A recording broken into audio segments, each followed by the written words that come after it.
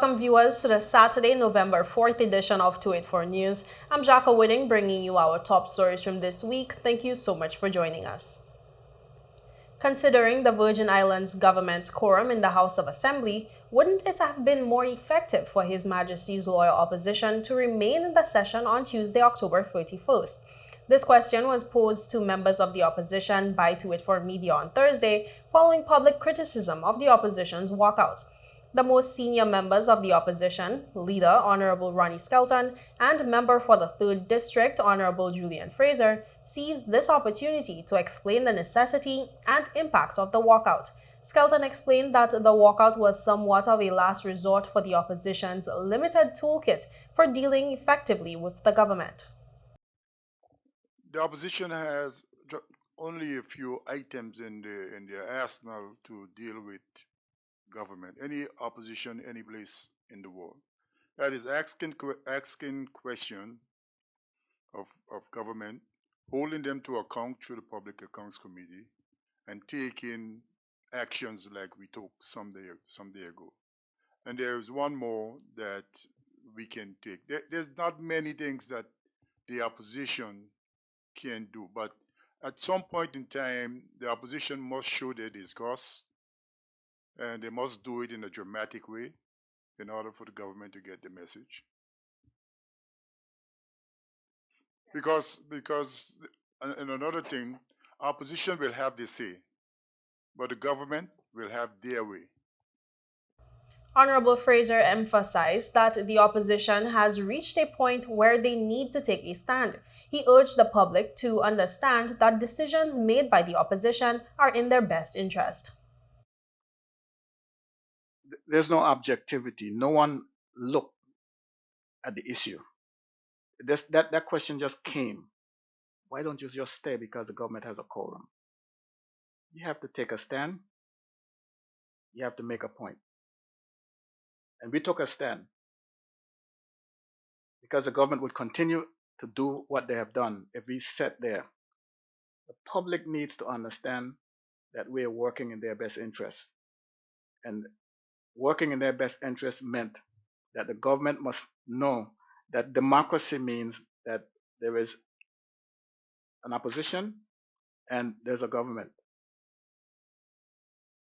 This case that we have here, the people voted where there's an opposition and there's a government. The opposition is there to hold the government accountable. We could not in good faith sit there in those meetings with them under the circumstances. In other news, BVI sailor Thad LETTSOME ended his 2023 Pan Am Games experience in 14th position in the Dinghy ILCA 7 event in Chile. After 10 races, Thad managed to get a total of 134 points, with the best placing being 10th. Kamal Haynes has more. With just one race on Tuesday on the reserve day, Thad LETTSOME sailing coach Christopher Waters in the report said Thad got off to a great start with winds that slowly built from the left side of the course, and he used his downwind speed to pass 3 boats on the last leg of the race to finish 15th. Upwind speed is king in the breeze, and lacking the experience in these conditions was clearly keeping Thad from the top group, according to Waters. Race 7 took place on Wednesday, and for the first time this week, we saw a light and variable conditions with smaller swells than the previous days. This would favor Thad as he was able to use a savvy race skills to execute a well-timed boat end start and round the top mark in 10th position. From there, Thad outsmarted his competition on both the nets downwind and upwind to put together his best race of the series with a well-earned 6th place in race number 7.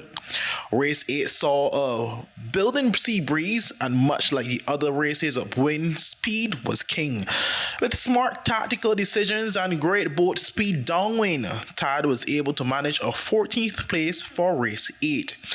Races 9 and 10 saw Thad finishing 13th and 12th respectively to end with a total of 134 points to finish 14th overall. Reporting for 284 News, I am Kamal Haynes. And viewers, of that, we take a quick word from our sponsors. Stay with us, we'll be right back. Some claim that the age of a true gentleman is far behind us, but here at 284 Media, we disagree. He may appear in different guises today, but the values and ideals that make him a gent still stand. 284 Media proudly presents The Art of a Distinguished Gentleman with yours truly, Ron Grant, a show poised to help guide modern-day men into 21st century distinguished gentlemen. Don't worry, it's not all about suits and bow ties, but raw, real-life lessons that translate to grounded, community-minded, well-rounded men. The Art of a Distinguished Gentleman, Season 5, a 284 Media production.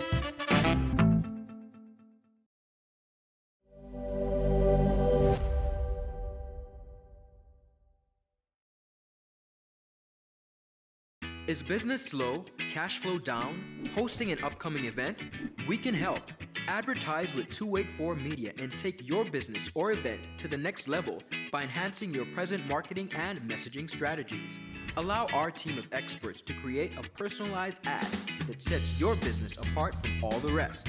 This could be your business or event. So, what are you waiting for? Contact our marketing team at 284media@cctbvi.com. Advertising with us works.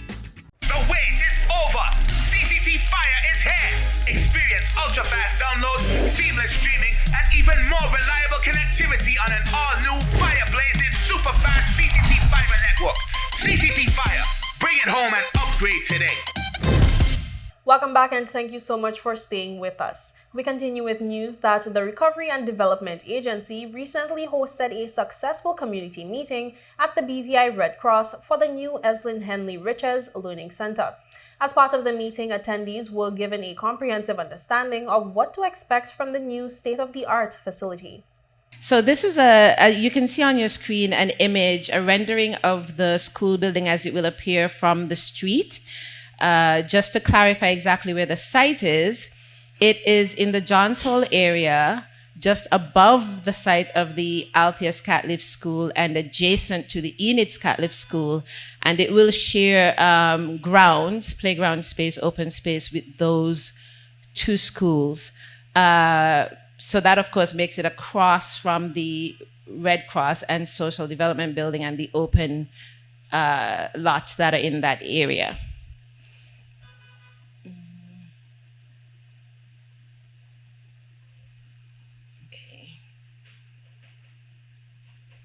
Just bear with me as I sort of manually forward these slides.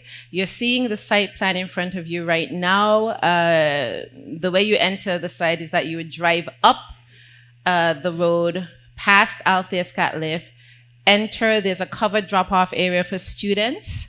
There's also a small area on the site for therapy, rebound therapy trampoline over in the far corner, and a rain garden, which we'll discuss later on. So I'm going to do a quick walkthrough of the building itself.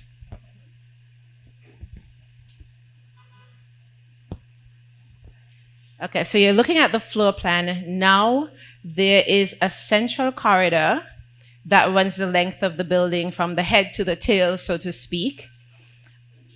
Off that, the first rooms you come to on the right will be a reception area and the principal's office with some secure storage.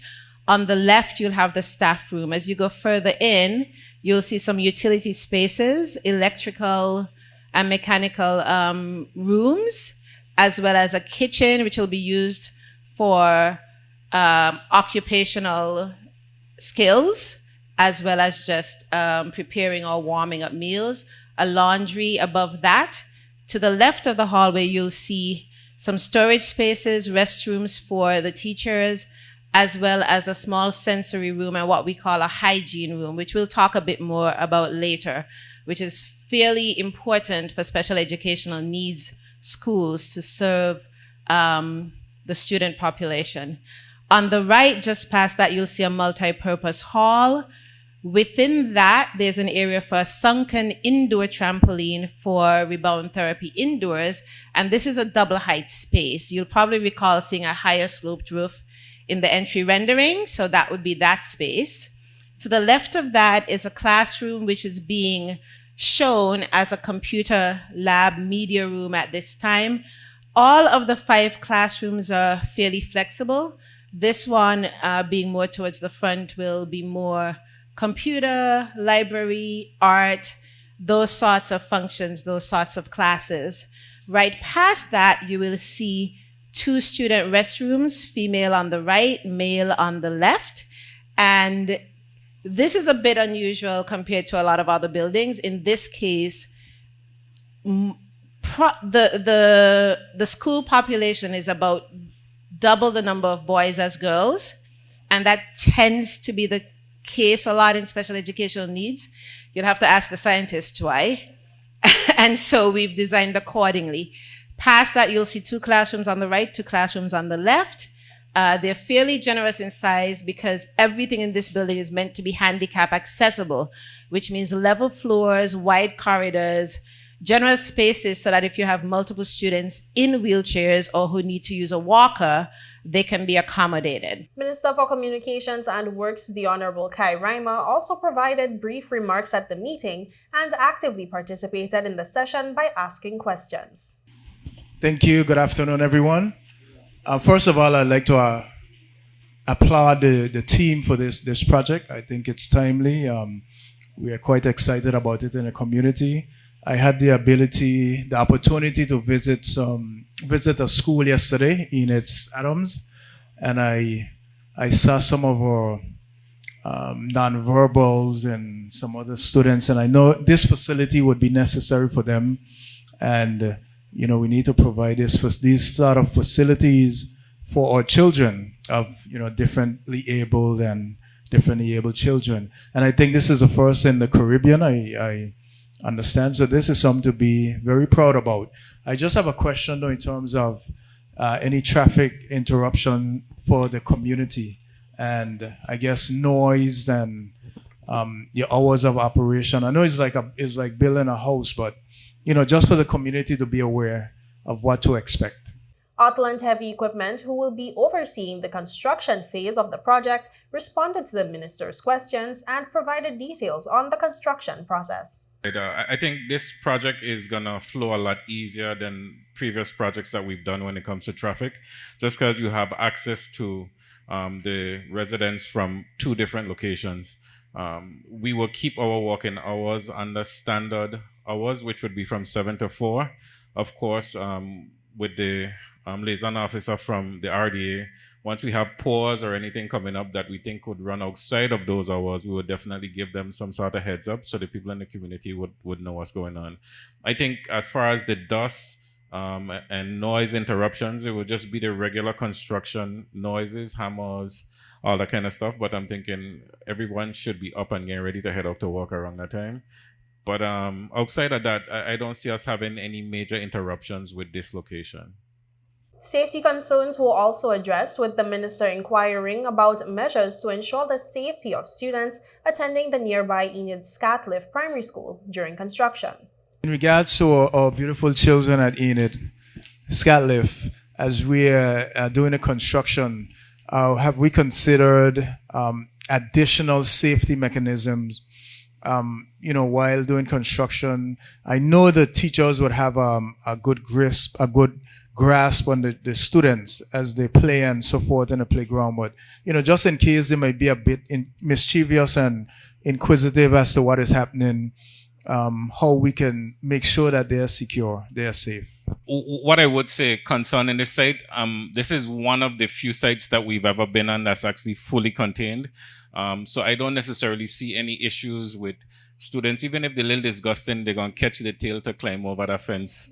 So I would say that we're in a very good space. There's actually some vegetation on that side of the property as well that kind of blocks off what would be happening on our side.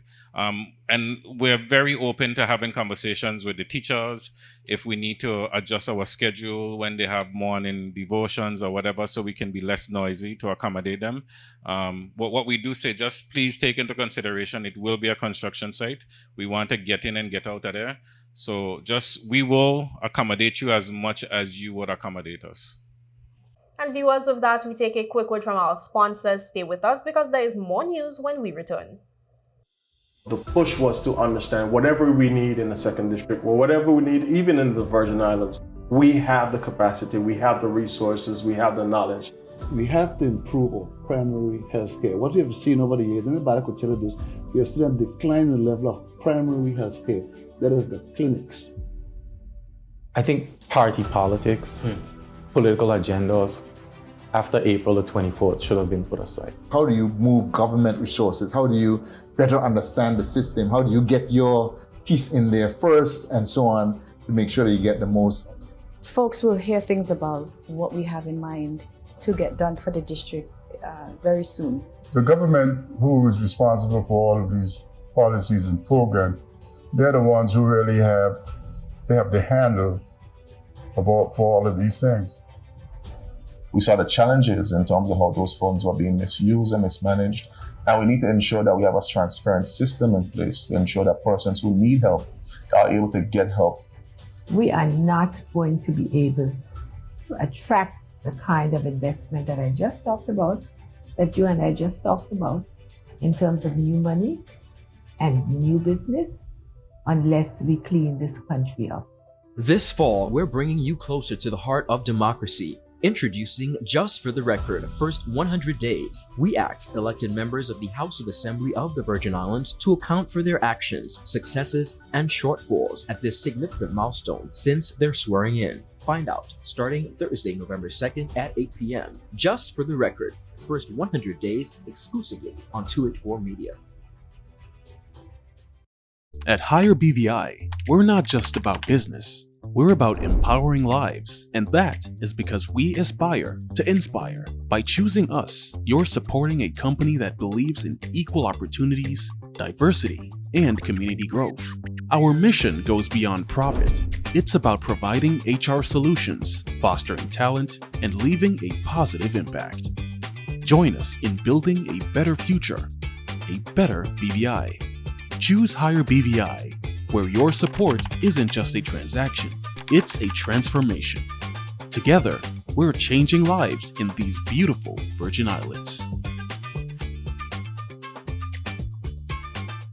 Welcome back and thank you so much for staying with us. Regional Junior Minister for Tourism, Naomi ONWUFUJU, the BVI's own Junior Minister for Tourism, recently sat down with Ron Grant to speak on her experience at the regional competition. The experience itself was wonderful. I got to see and meet many people from different other countries in the region and to make friends from other regions, to really have those connections, to network, to be able to grow myself as a person and just to be able to meet other people. Amazing. Now, 14 countries of yours were represented at that Congress, of course, inclusive of the British Virgin Islands. What were some of your takeaways? What were some of the areas covered? What were sessions discussed? So the competition was in two parts. It was on a prepared speech and on a mystery question. For the prepared speech segment, you had a choice on what topic you wanted to do. There were three options. There was accessibility, wellness tourism, and a tourism workforce. Okay. I spoke on accessibility, but hearing other people speak on not only accessibility, but on wellness tourism and also on the tourism workforce, it really opened my eyes to different problems we have in our region and different ways that we can fix it. She also shared that her area of focus during her winning presentation was accessibility. In the British Virgin Islands, we have gorgeous beaches. That's one of our main points.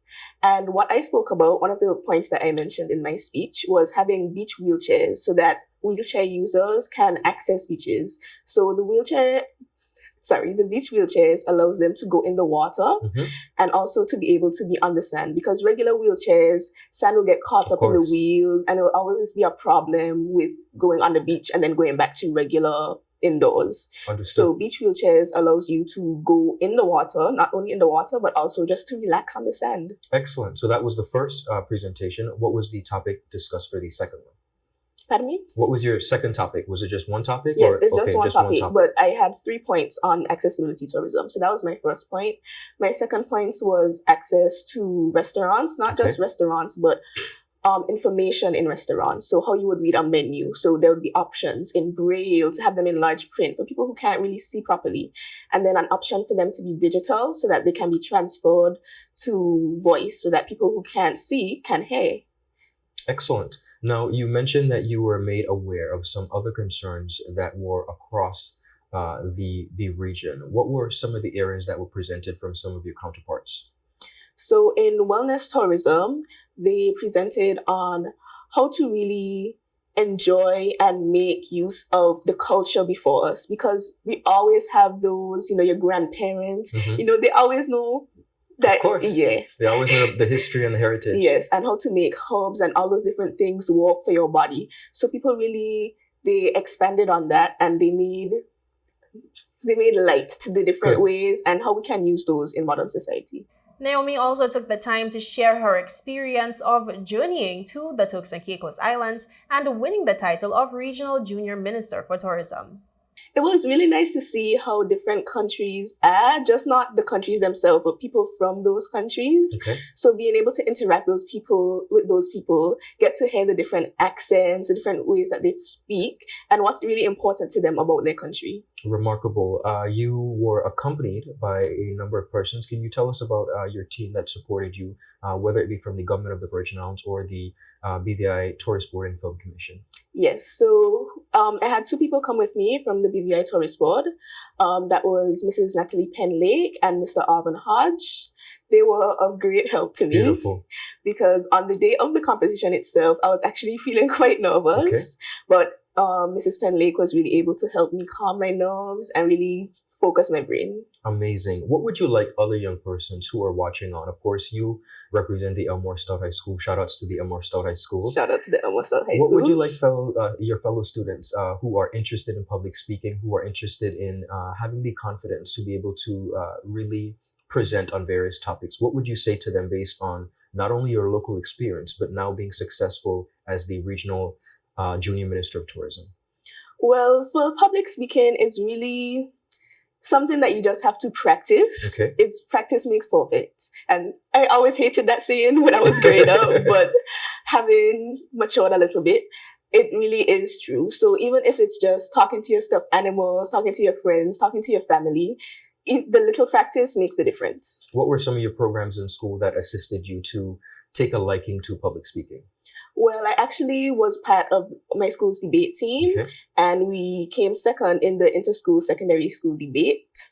And I was not the impromptu, the rebuttal speaker. Understood. So that helped me really come up with things on the spot, be able to have my thoughts together, so be able to prepare in advance, but also still put things together in a moment's notice. Incredible. Now, you still have some time until the next junior ambassador of tourism in the BVI is chosen. I want to speak about what the rest of the year may look like for you, if you have any idea of any upcoming trips or ventures that you may have to participate in.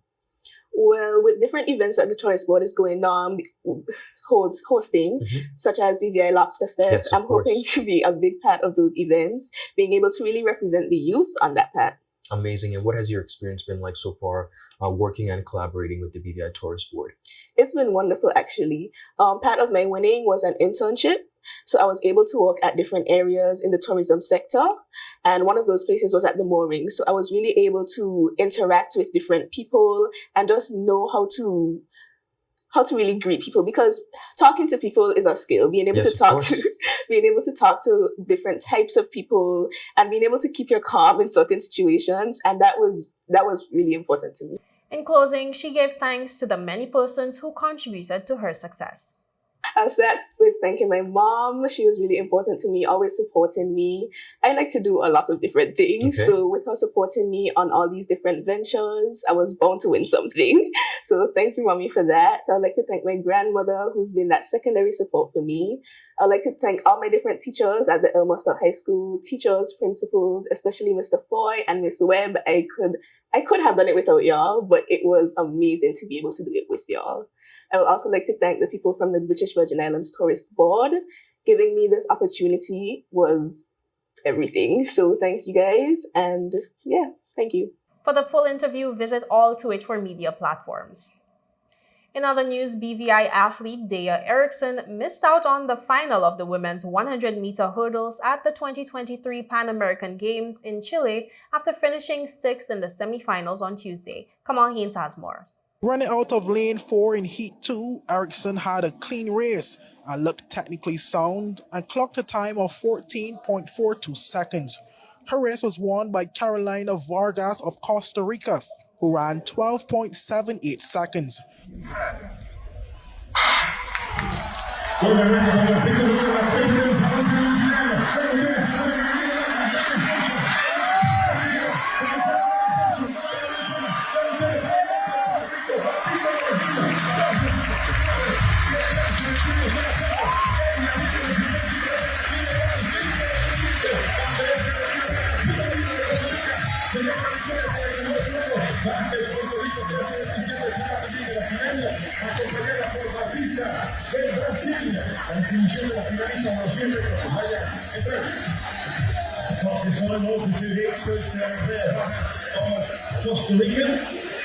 After the race, 284 Media's Kamal Haynes caught up with Erickson to get her take on her overall performance.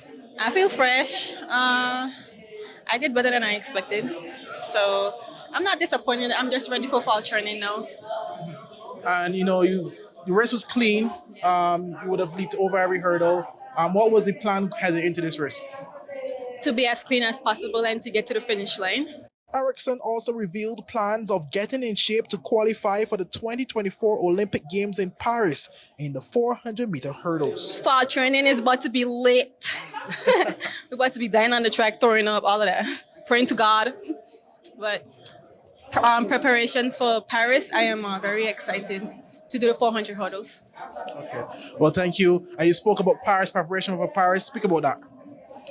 Well, I overheard my coach talking, and we're very nervous because it's about to be different. And just like last year, I thought that I did stuff that I've never done before, but I know this year is going to be the same thing. Every single day is about to be something new, something that my body is never accustomed to. But I'm excited. Like, I love the smoke because one day I want to show up at the track and be like, I'm the smoke. So we have to train like that, and in order to be successful. And you spoke about preparations for the 400-meter hurdles for Paris. Is it a situation where you have to qualify for it, or what's the goal as it relates to such? Yeah, I have to run the qualifying standards, but that's cool because I know I could do it. So with the preparations, I'm definitely going to be strong enough to get those qualifying standards. Reporting for 284 News, I am Kamal Haynes. And that's it for today's news roundup. Be sure to follow us for daily news updates at 284media.com. Like us on Facebook at 284media and 284BVI on Instagram, X, formerly Twitter, and Threads. I'm Jacka Whitting, and I will see you again next week. So have yourself a safe and enjoyable weekend. Goodbye.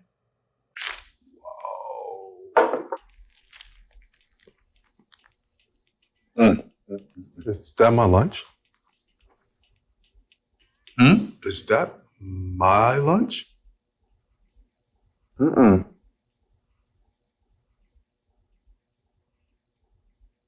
We're like the coworker that doesn't eat your lunch. I'm John.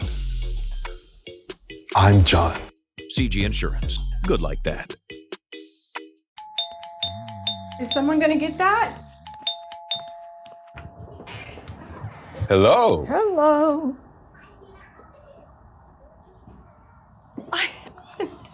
So nice of you to have cleaned up for us. Hi, baby. We're like in-laws that don't show up unannounced. Don't worry. I've got this. CG Insurance. Good like that. The wait is over. CCT Fire is here. Experience ultra-fast downloads, seamless streaming, and even more reliable connectivity on an all-new fire-blazing super-fast CCT Fiber network. CCT Fire. Bring it home and upgrade today. Yes. You want top of power? You want top of power? Join the prepaid party with CCT and enjoy more affordable data plans, more top-up promotions, more savings with hero bundles, and more value for your money each and every Tuesday with Top Up Turn Up Tuesday. Visit a CCT store today or anywhere CCT Top Up is sold and top up your phone. 5, 10, 15, 20, 25, 30. You want top of power?